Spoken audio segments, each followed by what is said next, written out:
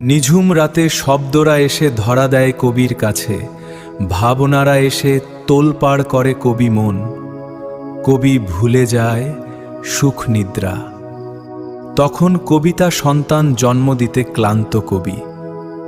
কিন্তু কবিতা কবির একার নয়, কবিতা সমগ্র মানুষের। কবির অনুভূতি তখন অগণিত মানুষের অনুভূতি। শুধু ব্যথা সয়ে যায় কবি একা, তবু কবি কবিতাকেই ভালোবাসে। কবিতার চেয়ে প্রিয় কবির জীবনে আর কিছুই নেই,